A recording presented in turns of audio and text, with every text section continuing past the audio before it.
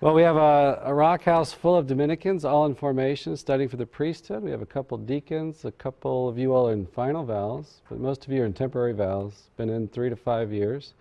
Maybe we can just start with Brother Peter. If you can just introduce yourselves and where are you from?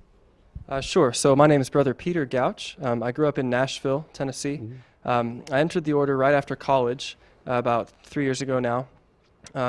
What drew me to the order was when I was in college, I had the opportunity to study with Dominicans in Rome, actually, at a school we run there called the Angelicum. It was right around that time that I started thinking about religious life, and so I had been studying with Dominicans and thought, well, maybe I should look a little closer at these guys. And the more I saw about how they live out the religious vows, which I was already being drawn and attracted by, most of all, I mean, the elements of study and even preaching were, of course, really foundational for my desire to enter the order.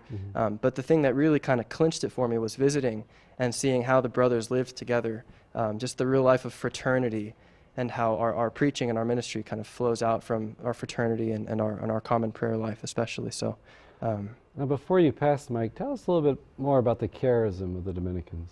Well, sure. So the Dominican order is the order of preachers. The OP, Order of Preachers. It was founded actually almost 800 years ago. We're coming up on our 8th centenary here in a couple of years by a priest from Spain named Saint Dominic. Actually, there's a great story about Saint Dominic. When he was a little younger, he was preaching in the south of France. There had been this heresy that had been kind of sweeping Europe. Basically said that the world was evil, created things were evil.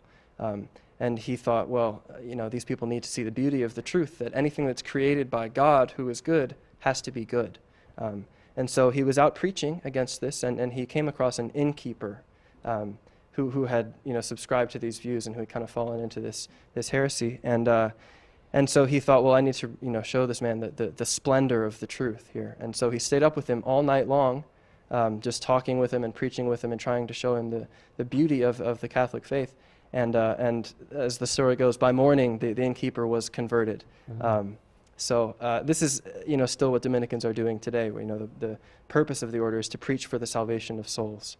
So. And interesting, didn't he form a cloistered group of nuns first? He did, actually. So he was wise in this regard, because he knew that if the friars were going to be out preaching, they would really need good holy women to be praying for them all the time. So they're the real glory of the Dominicans. It would be a very different story without our nuns. I know that for sure. So.